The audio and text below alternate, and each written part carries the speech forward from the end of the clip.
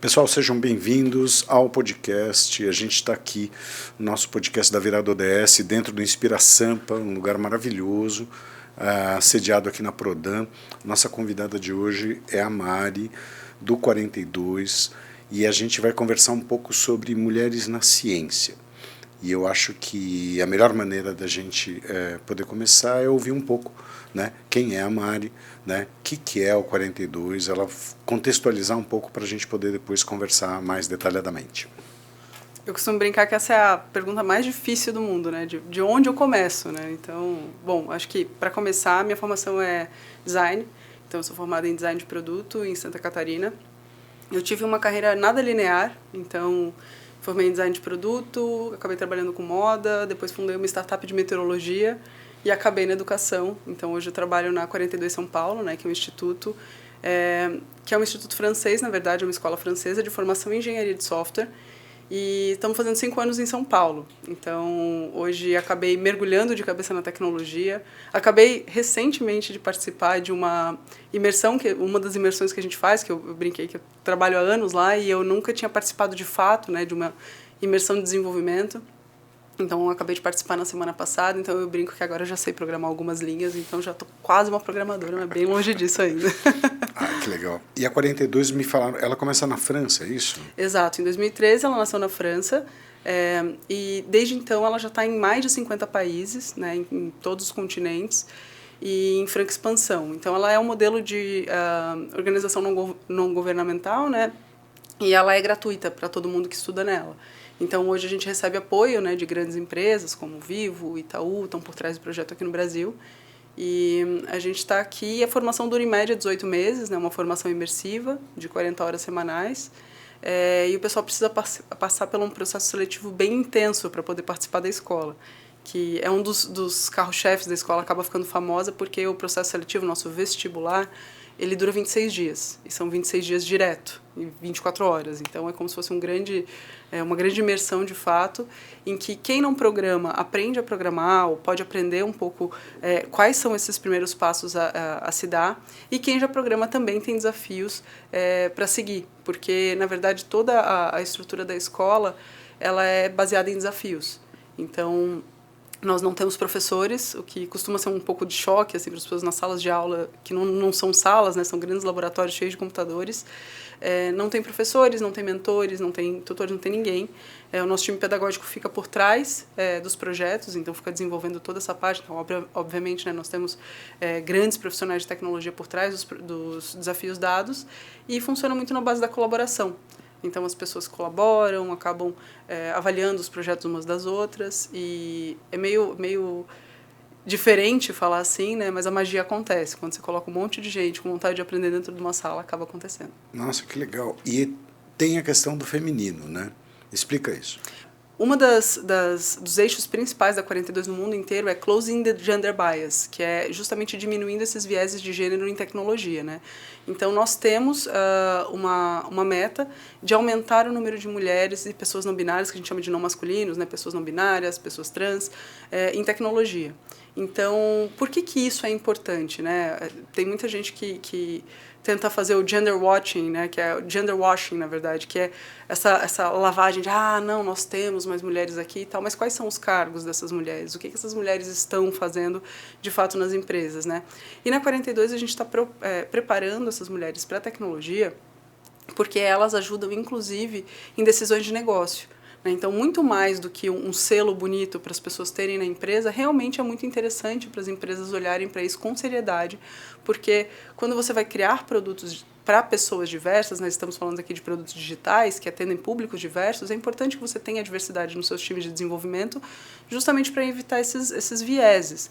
Então, todo o código, apesar das pessoas pensarem que eles são binários e que é uma coisa escrita e imutável, eles trazem os vieses de quem os programa, né? Então, se eu sou um homem branco, heterossexual, eu vou fazer um tipo de código, e tudo bem, é importante que tenha esse tipo de código.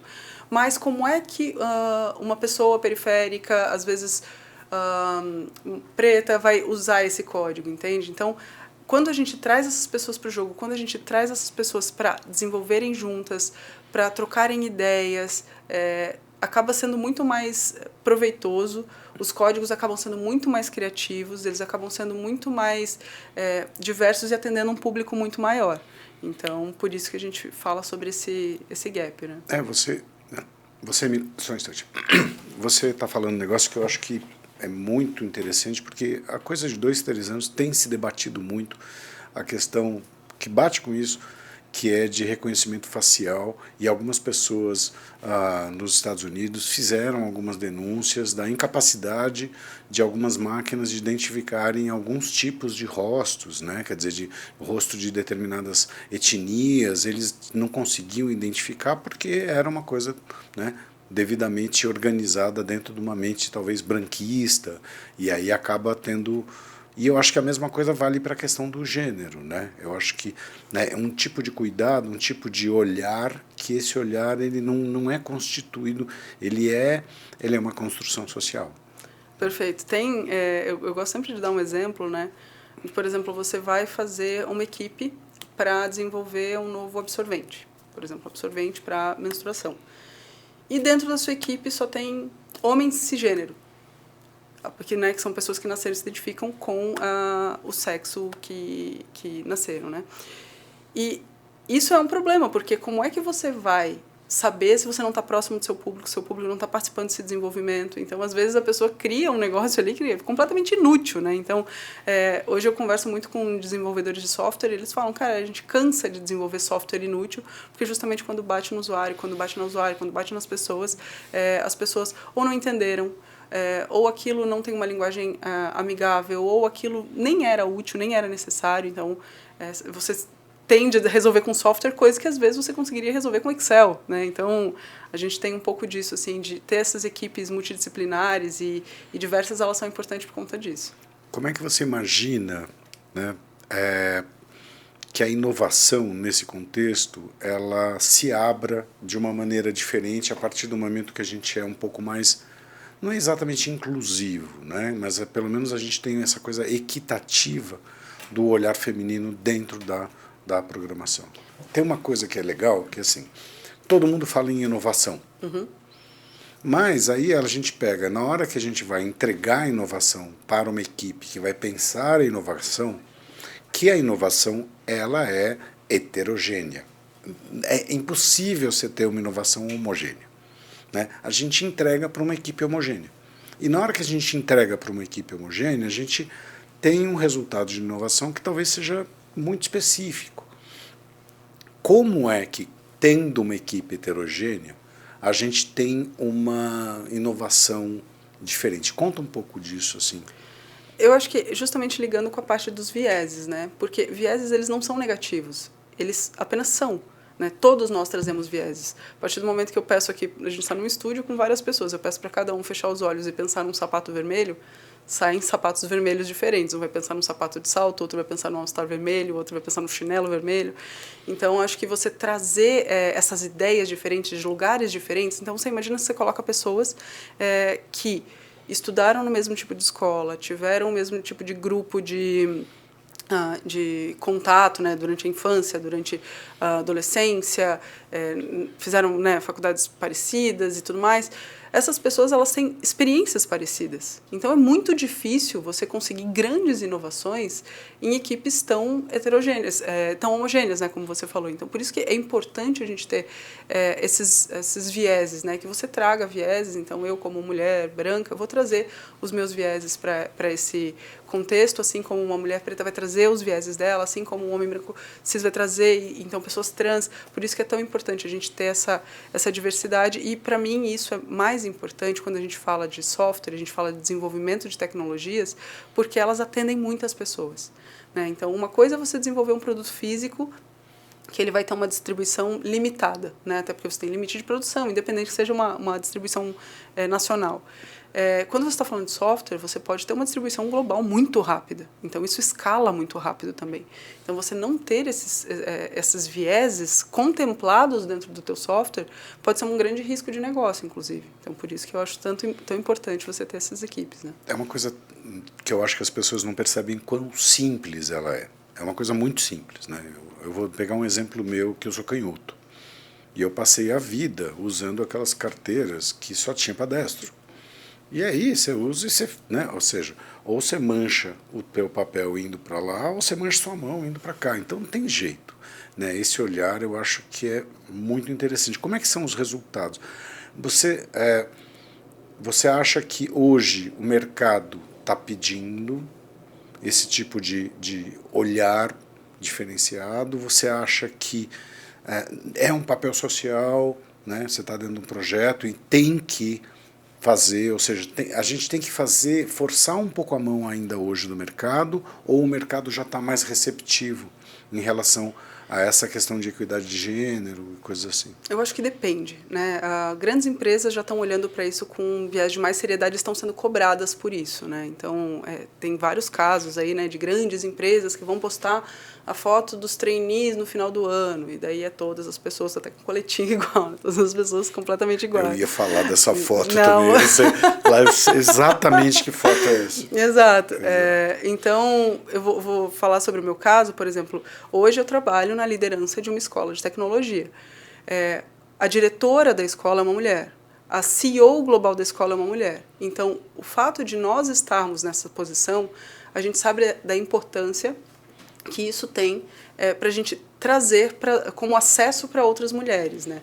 Então, a importância de você ter mulheres em cargos de liderança consegue pesar, inclusive, mais a mão. Por isso que as empresas grandes, né, essas empresas mais que viram referências, está falando de Google, está falando de Meta, enfim, são empresas que têm muitas mulheres em liderança, em cargos de liderança, porque elas, inclusive, impulsionam isso e acabam criando exemplos para outras mulheres, né? Há 5 anos, quando eu fiz a minha startup, eu lembro que eu fiz, há 5 anos não, né? Faz mais, na verdade, há 7 anos, quando eu fiz a minha startup, eu já estava nessa pauta, já era uma coisa que já era muito, muito cara para mim, já era de muito interesse, e eu lembro que eu fiz vagas afirmativas, que não tinha esse nome na época, né? Eu lembro que eu fiz uma vaga exclusiva para desenvolvedora, para engenheira de software, e assim, fui apedrejada, porque, meu Deus, você é uma pessoa competente, você não tem que olhar gênero e tudo mais.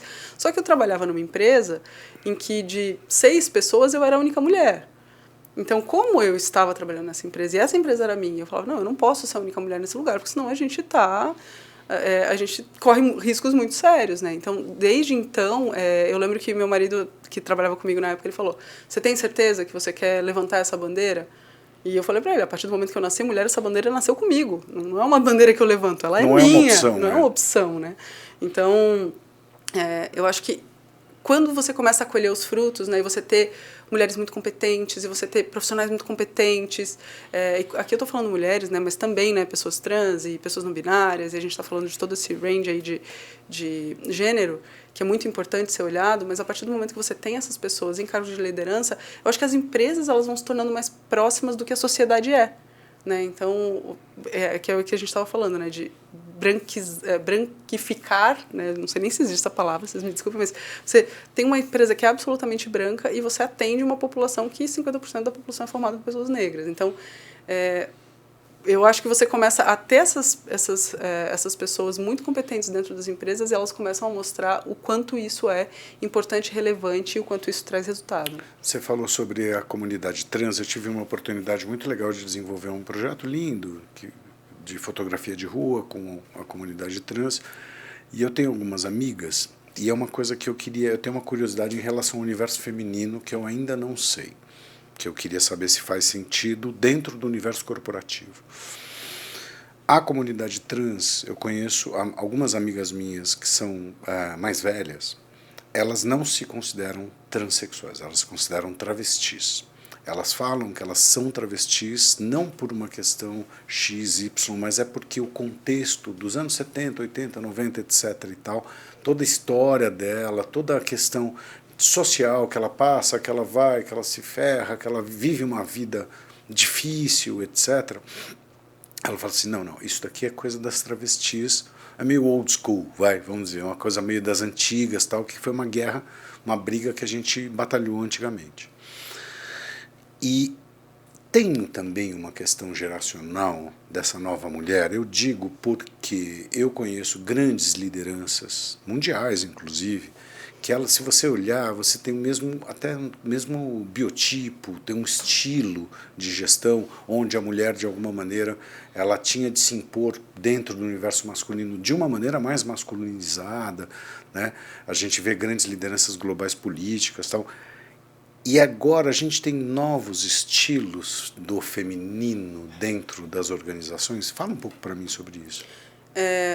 Eu, obviamente, eu não gosto de generalizar nada, né? Mas, sim, a gente tinha antigamente, principalmente porque as mulheres elas eram colocadas num lugar de exclusividade, né? Então, em muitas mulheres que chegavam a lideranças, elas chegavam a lideranças e elas tinham que escolher entre família ou entre seguir na carreira. E se fosse seguir na carreira, elas tinham que esconder o fato de serem mulheres. Então, se você é mulher e você é mãe, você não pode se atrasar por conta de um filho, você não pode levar um filho na escola porque isso era mal visto, porque é uma mulher. Então eu tenho muito contato até hoje com grandes executivas dessa época que falam e que fazem esses relatos, né, e que falam o quão hostil era esse ambiente. E eu acho que esse ambiente ainda é muito hostil, principalmente se você fala de desenvolvedoras de software. Então, não estou inventando nada, se você for olhar em grandes pesquisas, muitas mulheres, quando elas estão em equipes de engenharia de software em que elas são as únicas mulheres, é um ambiente hostil, é um ambiente que elas precisam se provar, é um ambiente que ou elas são deixadas de lado. Então, ainda assim, o ecossistema tech, ele é um ambiente que tende a ser mais tóxico para mulheres. O fato de ter essa inclusão cada vez maior de mulheres ajuda a amenizar isso, né? Então, eu acho que começa a criar essa rede de apoio. E é aí que eu vejo que eu entro e de onde eu bebo. Então, eu sou filha, né, filha e herdeira, entre aspas, dessas grandes executivas que um dia estiveram lá para permitir que hoje eu pudesse ocupar uma posição de liderança no lugar que eu trabalho. E é isso, hoje eu não sou a única. Hoje metade como na 42 a gente busca, né, que a gente tenha essa equidade de gênero na galera que está fazendo a formação, o nosso time é assim. O nosso time é formado por 50% de mulheres. Então eu tenho muitas pessoas junto comigo e que a gente olha para isso, que a gente vê a importância disso, né? Mas eu fico muito feliz disso estar evoluindo, né? E, obviamente, muito mais lentamente do que a gente gostaria, mas de você ver, por exemplo, numa palestra de uma grande empresa, você vê uma mulher que, às vezes, está dando palestra com um bebê no sling, né? Isso para as que optam ser mães ou para as que optam não ser mães, elas terem a possibilidade de não serem questionadas a respeito disso, né? Então, acho que a gente está falando aí de feminilidades, né? Antigamente você falava de, mulheres executivas. Hoje em dia você está falando de vários tipos na liderança. E é muito legal que você fala sobre isso, porque você questiona também, você toca numa questão da paternidade. Quer dizer, ou seja, paternar não, né? Quer dizer, até hoje a gente tem essa característica. Maternar já foi aceito, mas o paternar ainda, né? Porque esse modelo de executiva das antigas que não pode ser mãe, ela reflete um cara que não tem filho também, né? Quer dizer, ou o cara que tem filho, mas deixa com ela e ela não pode crescer na carreira. Exato, um cara que não tem filho no sentido de que ele delega isso. Perfeito. Daí para muito interessante. Eu lembro que uma passagem engraçada, né, que recente, quando eu tive minha filhinha, eu tenho uma pequena de 3 anos, eu e meu marido, a gente trabalhava nessa empresa de meteorologia, a gente fechou ela bem no momento que eu descobri que estava grávida. Então, meu marido entrou em crise porque ele estava desempregado, né? E ele falava, meu Deus do céu, quem é que vai contratar um pai que vai parir, né? Como assim, que vai ser pai muito em breve. E eu brinquei com ele, eu falei, você tem noção do seu privilégio? Porque, muito provavelmente, numa entrevista de trabalho, não vão te perguntar isso. Não vão sabe, não vão nem pensar nisso. Eu já fui questionada em entrevista de trabalho se eu tinha planos de engravidar. Isso com 17, 18 anos de idade, no meu primeiro trabalho.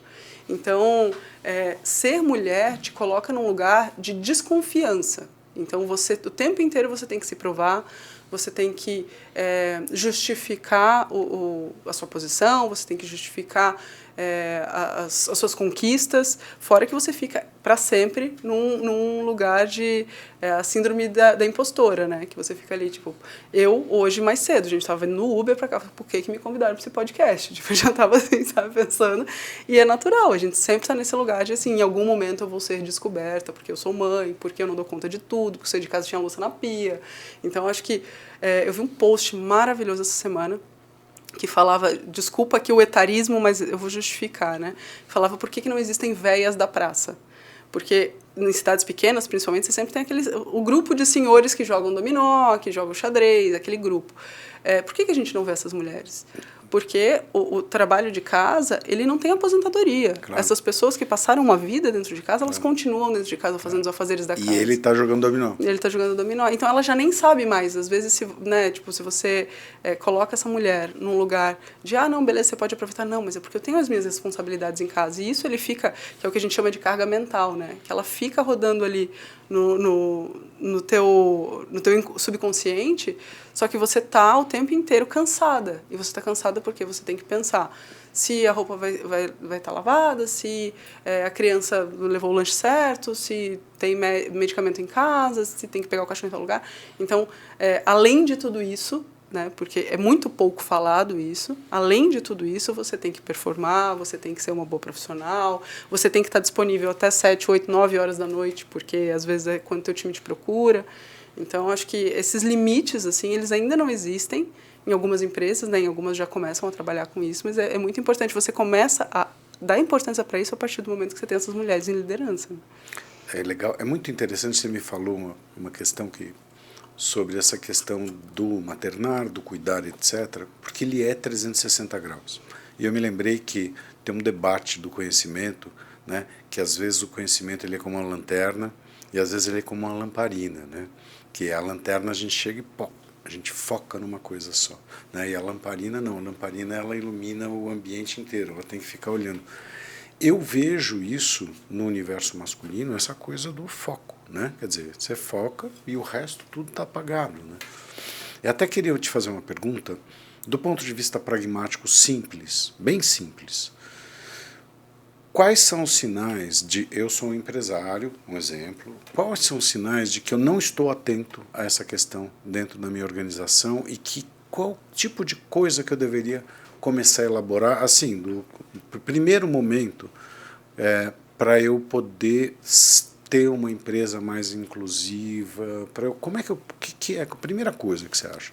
Primeiro, eu acho o teste do pescoço, né? Eu adoro fazer o teste do pescoço para qualquer coisa. Então, você quer saber se o ambiente é diverso, faz o teste do pescoço. Dá uma olhada nas pessoas que estão à tua volta, né? Daí você vai em layers, você vai ver gênero, você vai ver questão racial. Se você, como grande executivo, como empresário, você não tem uma mulher ao seu lado para te ajudar para pensar com você, não é te ajudar, né? Porque eu acho que não é a função de ajudar, mas para pensar com você em estratégias, eu acho que já tem um no ponto sentido de alerta. de um par, ou seja, um par hierárquico, ou Exato. seja, se você não tem uma pessoa de outro gênero ou com outro viés, com outro olhar, que não está pareado com você, tem algum problema. Temos problemas aí. Então, eu acho que já é um red flag aí bem importante para se olhar, né? Outra coisa, eu acho que é ter humildade de saber que você não vai saber tudo sozinho. Assim, primeiro tem interesse, né? De, beleza, não sei a sigla LGBTQIAP+, meu Deus, está sempre mudando. Ok. Primeiro você tem que ter interesse. Não é tipo, não, estou aprendendo, não nasci sabendo. Ok, tudo bem, você tem o seu tempo e você tem direito, mas você tem que ir atrás. Acho que como executivo a gente não tem o direito de dar bola fora em relação a esses temas, sabe? O teu local não permite, né? Não Já não permite mais, não né? permite. Não dá para chegar e fazer piadinha, não dá para você ter uma postura personalista. Exato, você não cabe mais. E isso está custando cabeças, né? Então, vários executivos aí estão rodando nessa porque justamente não se ligaram que os tempos mudaram, graças a Deus mudaram. E as pessoas não querem se preparar e acham que por estarem num lugar de liderança que são intocáveis e não são. Então, acho que ter essa humildade e de que não vai resolver tudo sozinho. Então, você pode procurar ajuda. Hoje em dia tem consultoria a respeito disso. Tem um monte de gente séria trabalhando a respeito disso. Então, pede ajuda. Né? Eu acho que esses três aí, o teste do pescoço, né, de você ter alguém ali para parear com você e essa pedir ajuda e estar sempre aprendendo são os mais importantes. E hoje, a gente está no meio do caminho de mulheres inseridas num contexto de ciência e tecnologia, a gente está no começo, a gente já tomou posse desse lugar. Qual é o estágio aí que a gente está? É difícil. Brasil.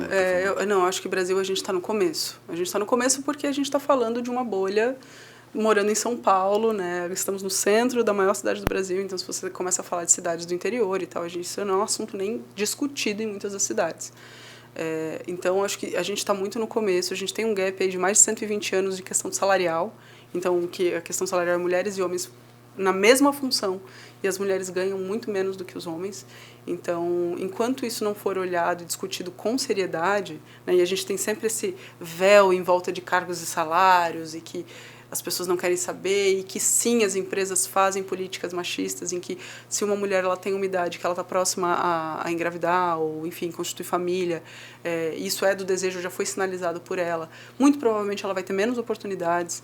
Então, enquanto a gente não olhar para isso, eu acho que a gente está longe ainda de ter uma equidade. E como é que eu faço, você que tem a Tereza, como é que eu faço para estimular uma menina a mergulhar no universo da ciência? Como é que é isso? Maravilhoso. Aconteceu uma engraçada essa semana, né? Porque eu trabalho com isso há muitos anos. Falei, não, sou mãe de uma mulher. Olha a responsabilidade que eu tenho de ser mãe de uma mulher, né? Hoje, né? Obviamente que ao longo da vida ela pode tomar outros caminhos na vida dela, mas hoje ela se mostra como uma menininha cis. E eu falava assim, não, eu vou apresentar tudo para ela, ela não vai saber o que são princesas. Aí ela entrou na escola e me pediu uma roupa da Frozen. Eu falei, tipo, meu Deus do céu, minha filha usando roupa da Frozen. Aí dei a roupa da Frozen, mas é a Frozen mais linda de todas. Então, acho que a gente também tem que tomar cuidado, porque para não...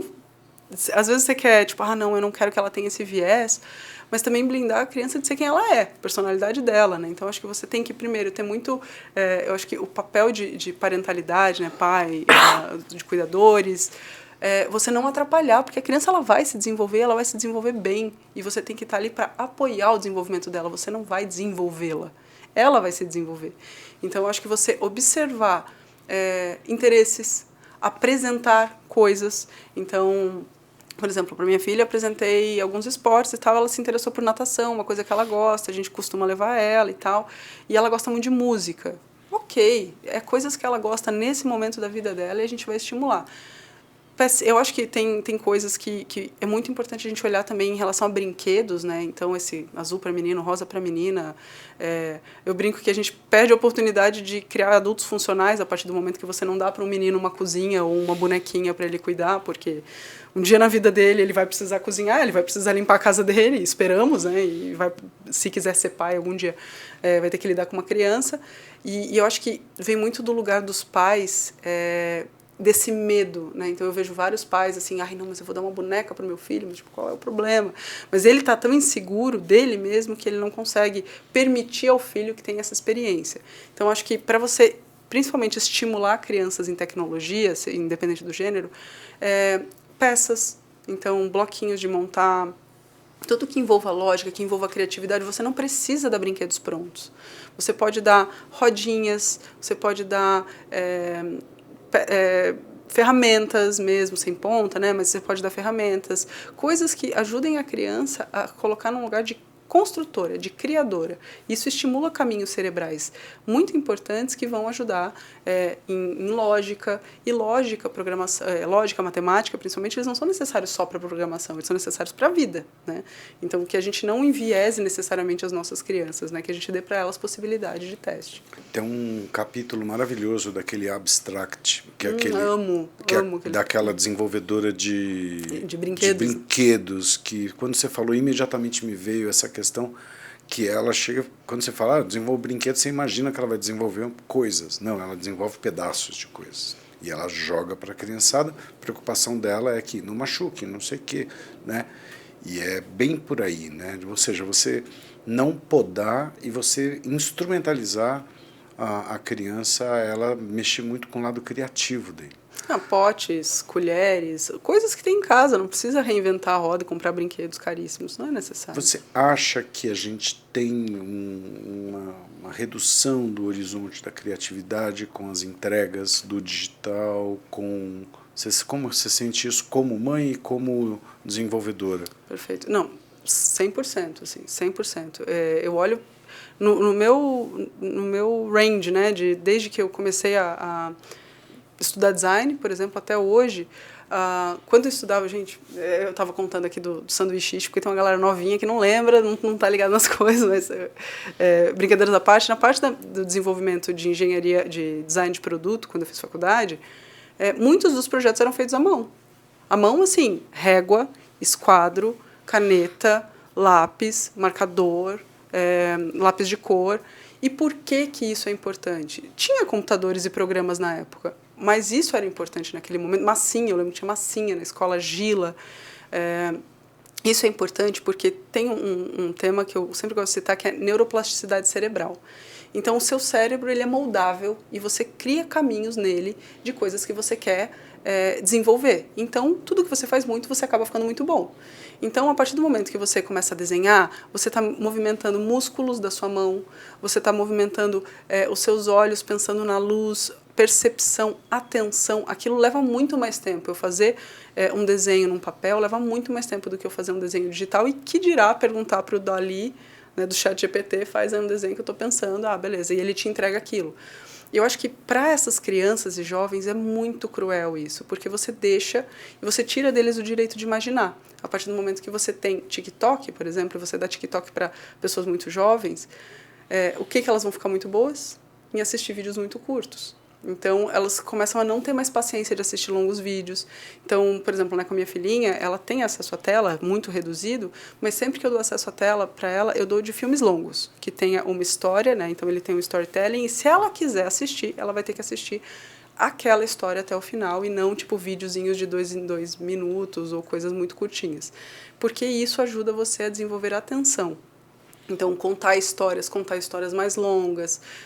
Eu acho que para essa juventude me preocupa muito o fato de não conseguirem ter leituras longas. Então, ler livros. Não, peraí, deixa eu ver no TikTok o que estão falando a respeito desse livro, deixa eu ver o tamanho do livro e beleza. E a gente perde muito dessa noção, inclusive, tipo, a partir do momento que me indicam um livro, eu vejo no Kindle e eu não sei, né, se o livro é grande, se não é, eu perco a noção de textura do papel.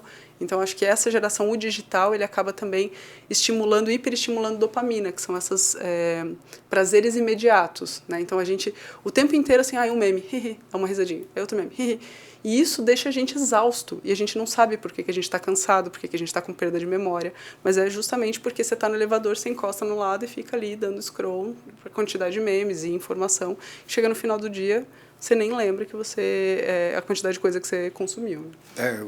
Eu fiz essa pergunta porque eu percebo muito claramente isso, e eu vejo que você como mãe, você como desenvolvedora, a gente percebe que essa restrição da criatividade, ela acaba impactando na nossa curiosidade, né? Eu estava conversando anteontem, eu tenho um filho de 12, com o meu filho, falando que eu tinha acabado de reler a interpretação dos sonhos do Freud, e aí, como eu entrei nos sonhos do Freud, eu resolvi entrar na questão do oráculo da noite, do Siddhartha Ribeiro. Aí, no Siddhartha Ribeiro, eu descobri o Poliodoro, que é um cara do século II, e comecei a ler as histórias dos sonhos do século II, aí depois eu fui procurar o sonho de Cipião, que é do século IV, etc. e tal.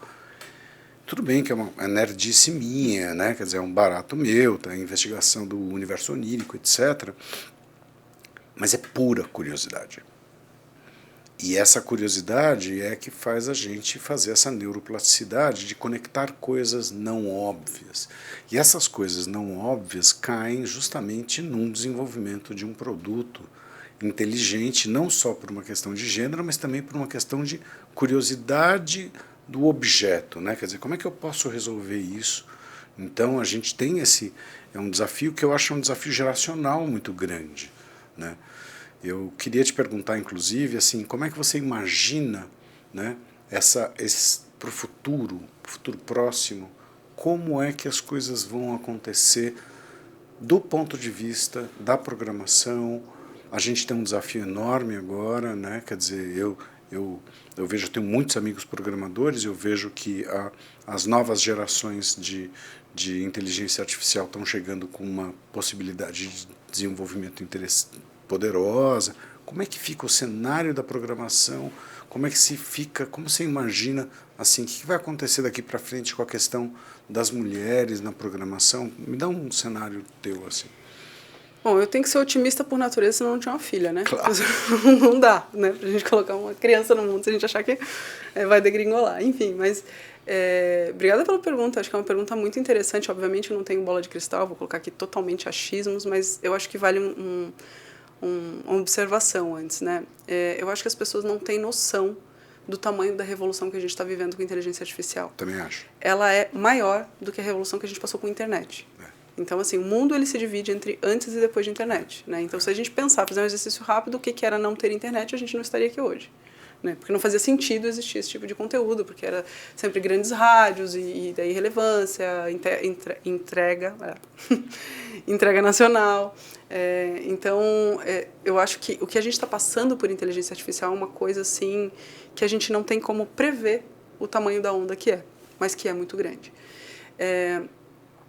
Uma coisa que me preocupa, dado isso, né, que eu estava falando de curiosidade, criatividade, é o quanto eu estou vendo o ChatGPT, né, que é uma das tecnologias que está mais à mão das pessoas, criarem reféns, né? Então, eu uso muito o ChatGPT, mas eu brinco que ele é um ótimo assistente. Ótimo.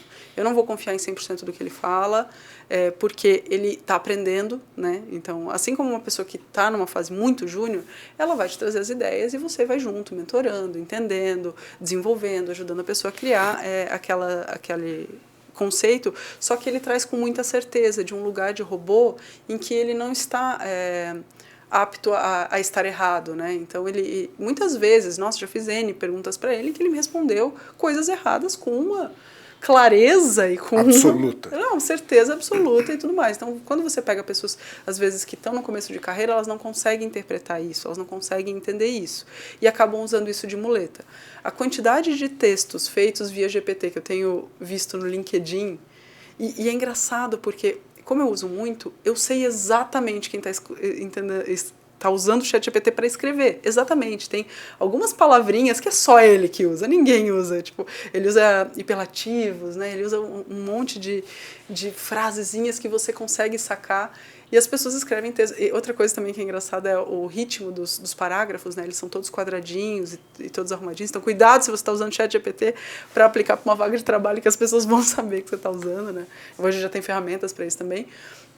Mas eu acho que a gente tem que tomar cuidado com esses novos profissionais que se apoiam demais em inteligência artificial. Eu acho que a gente precisa se apoiar em inteligência artificial. A gente precisa ser curioso a respeito de inteligência artificial. A gente tem um monte de ferramentas.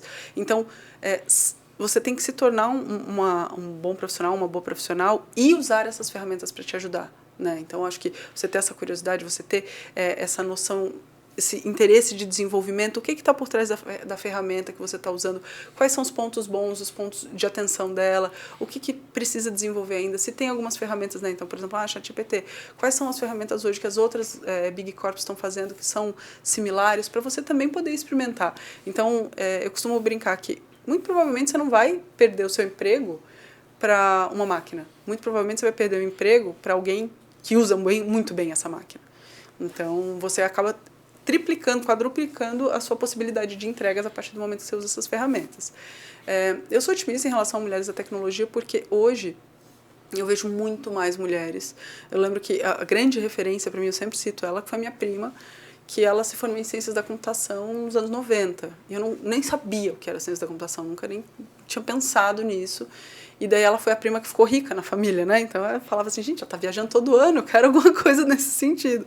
Então eu brinco que ela virou minha referência, assim, de mulheres na tecnologia. E hoje a gente tem muitas mulheres na tecnologia. Eu acho que sempre que você olhar para uma mulher que, de novo, não tem um perfil definido na 42, eu sou testemunha disso, né? Uma escola gratuita e que dá acesso a muitas pessoas. Então, eu tenho dentro da 42 mães solo, mulheres trans, pessoas que já foram chefe de cozinha, pessoas que já trabalharam como atriz, como arquiteta. Tipo, então, não importa a área, né? Eu acho que tecnologia ela pode ser para todo mundo porque ela é uma transversal. Você pode trabalhar com tecnologia e saúde, você pode trabalhar com tecnologia e educação, você pode trabalhar com tecnologia e moda. Então, trazer essa palavra, né, de que é possível e que pode ser para você e por que não, é muito importante. Então, acho que as mulheres elas estão se arriscando mais, sabe? Então, eu espero que a gente tenha cada vez mais um número bem significativo de mulheres nas empresas. Você falou sobre a questão de saber usar o Midjourney e essas outras tecnologias. É que saiu um Midjourney novo agora, faz umas 2, 3 semanas, eu acho, e eu vi o cara mostrando, falando assim, olha como eu consegui um resultado melhor. Aí eu fui ver a pergunta que ele tinha feito. Falei assim, usando uma câmera similar a uma Nikon tal, com a lente tal, com ângulo tal, usando uma abertura tal, simulando um filme granulado tal. Tudo isso, se você não souber isso, você não sabe perguntar. Engenharia de prompt, né? Isso é muito interessante. Deixa uma mensagem querida para as nossas meninas que querem desenvolver projetos na 42 e para meninas que querem se envolver com ciência, desde as pequenininhas, que nem a Tereza, a sua filha, até as mais velhas. Maravilhoso. Primeiro, precisamos de vocês. Então, tecnologia é para todo mundo, pode ser para todo mundo, não é um bicho de 7 cabeças. Eu costumo falar para as meninas da 42 que não é porque é difícil, não é para você. Né? Então, tem tantas coisas difíceis que a gente faz na vida, né? Por que não? Mas comprar mais essa. Pode ser muito gostoso. Acho que programação é um lugar de criatividade e isso não é muito falado. Então, para você poder programar, você pode criar coisas, você pode criar programas, você pode criar soluções. Então, é uma profissão de muita criatividade. Eu acho que busque mulheres para se inspirar. A gente tem mulheres incríveis hoje em dia, né? Cuide dos seus algoritmos. Então, para quem está olhando aí seus Instagram, TikTok, cuidado com o que você procura, porque é o que mais vem para você. Usa ele, sim, mas usa ele como uma ferramenta de crescimento. Vai olhar alimentação saudável, vai olhar exercício físico, vai olhar pessoas inspiradoras. Não fica passando raiva com notícia, com pessoas que você sente inveja, que te deixam para baixo, que te deixam mal. Deixa isso para lá e cuida dos seus algoritmos. Acho que esse daí é a principal mensagem que eu tenho para hoje. Muito legal. Obrigadíssimo, querida. E foi um prazer conversar com você. Obrigado mesmo. Obrigada, querida. Apliquem para 42, é gratuita, viu? Pode procurar lá no Google, 42 São Paulo ou 42sp.org.br, que vocês vão poder conhecer um pouco mais da escola, o nosso projeto. Tem um site lindo, novo no ar, então é para todos vocês. Obrigado, gente.